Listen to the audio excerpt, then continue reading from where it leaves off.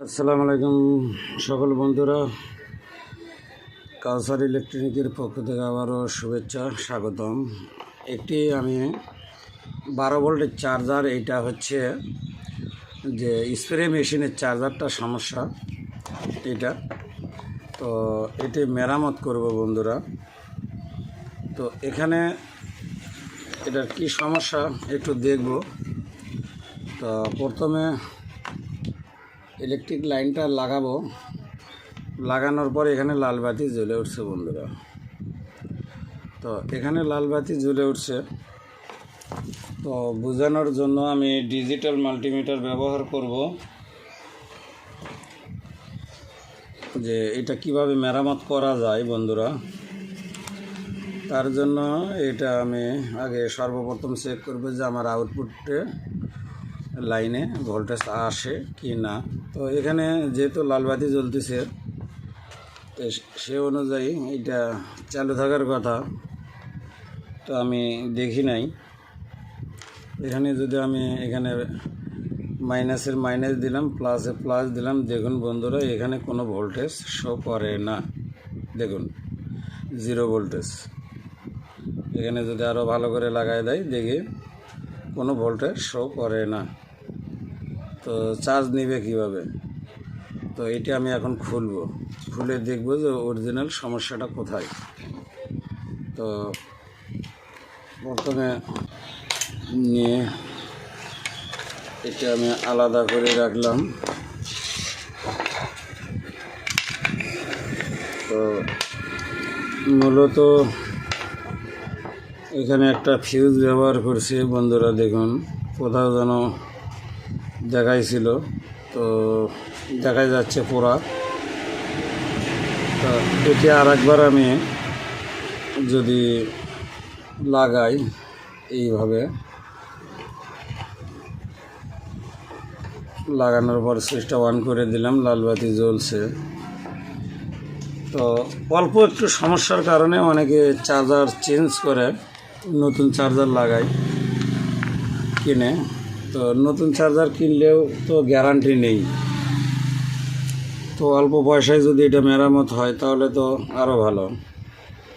তো এবার আমি মাপ দিয়ে দেখব আউটপুটে, যেহেতু 2টা তার আছে।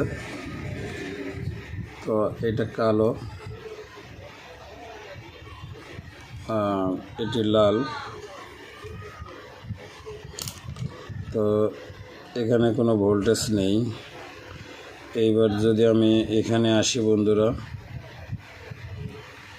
এখানেও 3 ভোল্ট দেখায় বন্ধুরা। তো এটি আমার 12 ভোল্টের। তো আমি যদি ক্যাপাসিটারে মাপ দেই সরাসরি, এখানে দেখুন ক্যাপাসিটারেও 3 ভোল্ট দেখাচ্ছে।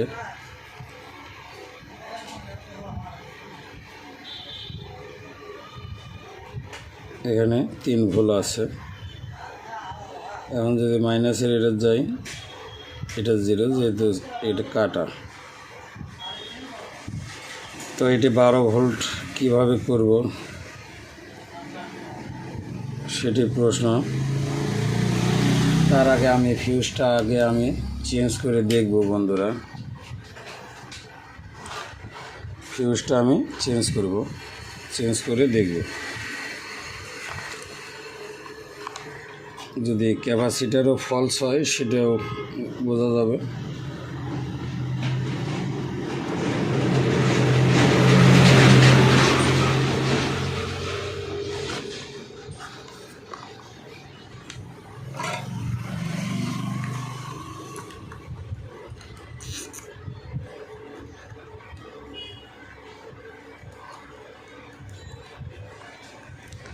কি বুদ্ধি, এখানে একটা জাম্পার না দিয়ে বা রেজিস্টার না মেরে একটা ফিউজ ব্যবহার করছে।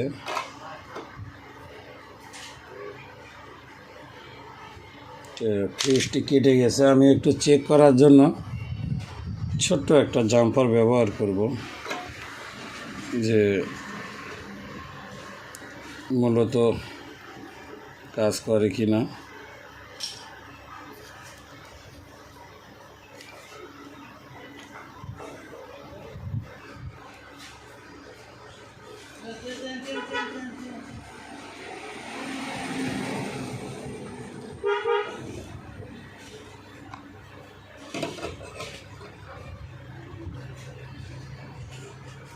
এবার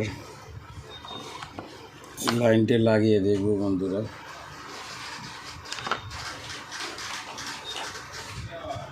সুইচটি অন করে দিলাম। দেখুন বন্ধুরা, আগে লাল বাতি জ্বলতো, এখন সবুজ বাতি জ্বলে। তো এখন এবার যদি মাপ দিই বন্ধুরা, এখানে যদি মাপ দিই, দেখি এখানে ভোল্টেজ আসছে কিনা। তো এদিকে ধরলে ডান পাশে হবে প্লাস আর বাম পাশে হবে মাইনাস। তো এভাবে এটা মূলত মাপ দেওয়া হয়।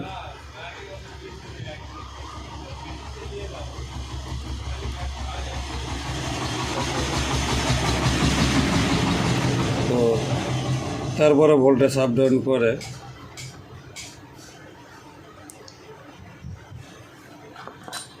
ব্যাপারটা কি। তো বন্ধ করে মিটারটা আবার চালু করলাম। চালু করে এখন দেখব বন্ধুরা যে ভোল্টেজ সঠিক দেখাচ্ছে কি না। তো এটি বুঝতে পারতেছি না। তো আমি অ্যানালগ মিটার দিয়ে একটু টেস্ট করি, যেহেতু এখন চালু হওয়ার কথা। তো আমার এখানে 10-এ সিলেক্ট করা আছে, দেখব এখানে বন্ধুরা 10-এ সিলেক্ট করা আছে। তো সেক্ষেত্রে এখানে মাপ দিয়ে দেখতে পারি। তো এখানে দেখতেই পাচ্ছেন বন্ধুরা 10 পার হয়েছে।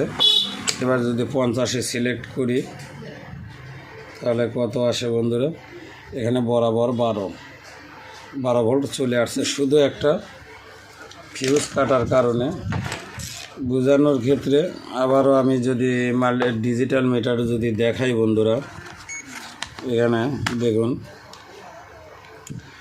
ডিজিটাল মিটারে সব কিছু দেখা লাগবে। একটা ক্যাপাসিটার এটা, তো এই পাশে প্লাস পয়েন্ট আর সাদা সাইডে মাইনাস পয়েন্ট। তো আমি যদি এখানে দেখাই, এখানে সরাসরি যদি ধরি ক্যাপাসিটারে, তো এখানে 14 ভোল্ট চলে আসছে বন্ধুরা। দেখুন 13.95। এখন যদি এখানে পার হয়ে আসি, এখানেও 13.95 চলে আসছে। তো শুধু একটা জাম্পারের কারণেই। এবার যদি মাথায় দেখি বন্ধুরা যে মাথাতে কি আউটপুট আসছে, তো এটা শুয়ের কারণে বেশি ঢোকে বন্ধুরা। তো এটি তারটা মূলত সমস্যাও আছে, তারও সমস্যা আছে বন্ধুরা। তার যদি সমস্যা না থাকে তাহলে ভোল্টেজ দেখাবে না কেন। এখন যদি এটা দিয়ে দেয়, দেখুন বন্ধুরা, এবার অ্যানালগ মিটার দিয়েও যদি আমি দেখাই তাহলে দেখুন এখানে যদি 10ও তো সিলেক্ট করি, এখানে দেখুন কোনো ভোল্টেজ নেই বন্ধুরা। এখন যদি তার যে জায়গায় জয়েন করা আছে, এখানে দেখুন তার যেখানে জয়েন করা আছে সেখানে 12 ভোল্ট দেখাচ্ছে বন্ধুরা, কিন্তু এখানে দেখাচ্ছে না। তো এখন তারও মাপা দেখলাম, তারও ঠিক আছে বন্ধুরা। তাহলে আমি এখানে সরাসরি আর একটা কাজ করতে পারি। এখানে সম্ভবত আমি প্রিন্ট পোড়া আছে বন্ধুরা। তো প্রিন্ট পোড়ার কারণে ওখানে আউটপুট লাইনটা যাচ্ছে না। তো আমি এখান থেকে ছোট্ট একটু জাম্পার করে নিয়ে এটা একটু তারটা খাটো করে নিব, এরকম করে ছোট্ট একটু করে নেব। নেওয়ার পরে আমি তারের সাথে সরাসরি জাম্পার করে দিলেই আমার কাজটা সাকসেস হয়ে যাবে বন্ধুরা। তার জন্য অল্প একটু রং ভরিয়ে নেব মাথায়।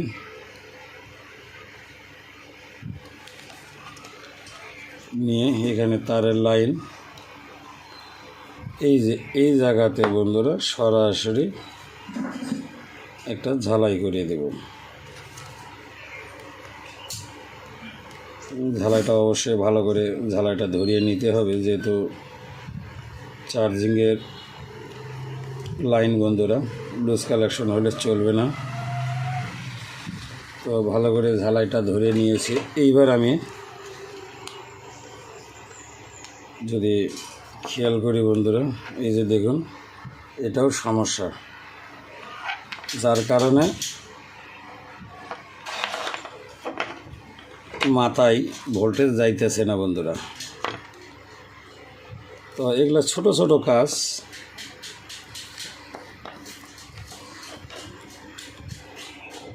এখানে ঝালাই করে নেব।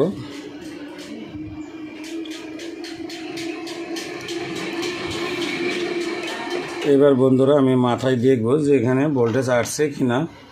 তো আমি অ্যানালগ মিটার না, এবার ডিজিটাল মিটার দিয়েই দেখাবো। তাহলে কি কি করলাম এটা তো দেখতেই পারলেন। এবার আমি অন করব। অন করার সাথে সাথে লাল বাতি জ্বলছে।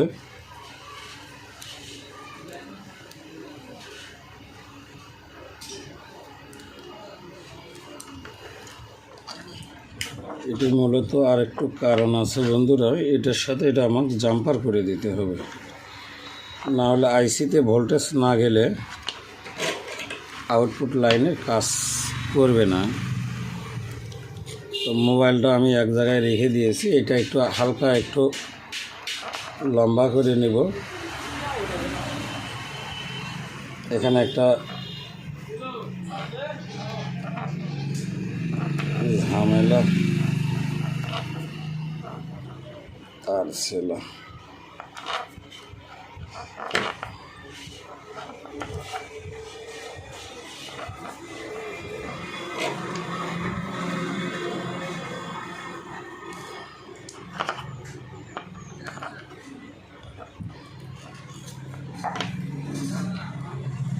এটার কারণটা কি বন্ধুরা, কেন এক জায়গায় দিলে ভোল্টেজ দেখাচ্ছে আর এক জায়গায় দিলে আউট হচ্ছে না সেটাও দেখাবো।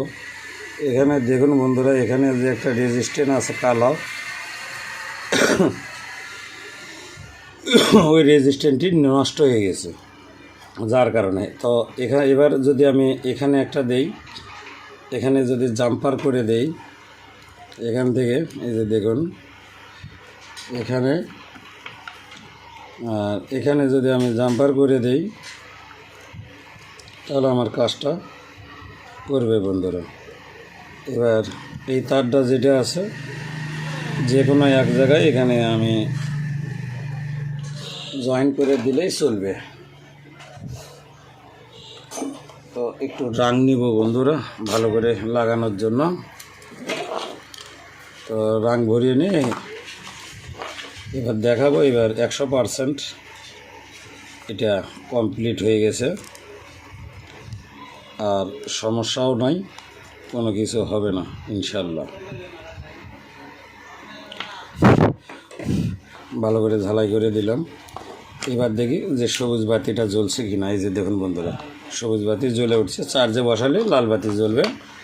তো এইবার এখানে দেখব যে মাথায় ভোল্টেজ এবার আসছে কি না সেটি খেয়াল করব। তো এখানে দিলাম, দেখুন বন্ধুরা এখানে বরাবর 13 ভোল্ট চলে আসছে।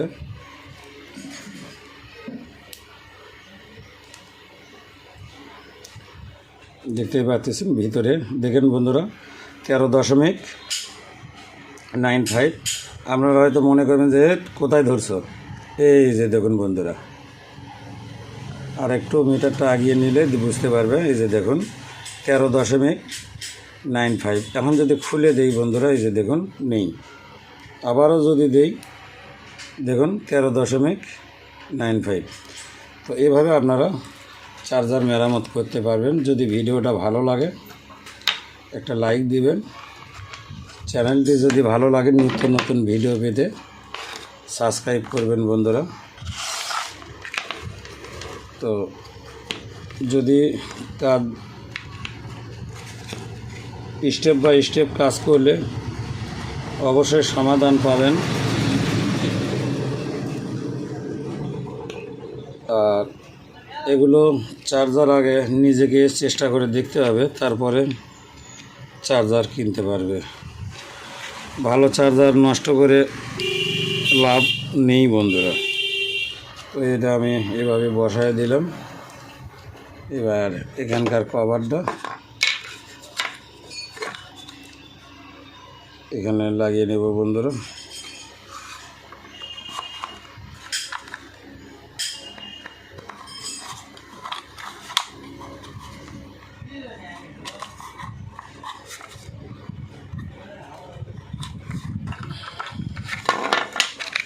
এটি ওখানে ফিটিং করে লাগাবো বন্ধুরা।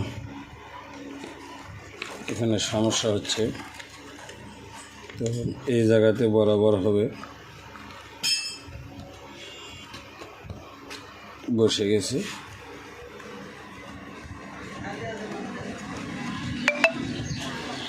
তো এখানেও বসিয়ে নিলাম।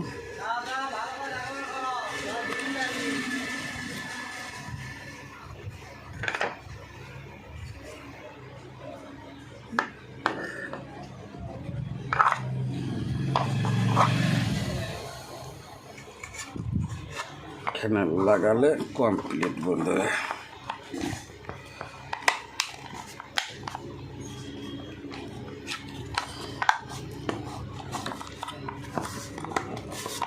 এখানে পুরো কমপ্লিট। এখন যদি আমি লাইনটা লাগাই তাহলে দেখা যাবে। দেখুন সবুজ বাতি দেখা যাচ্ছে। ধন্যবাদ সবাইকে।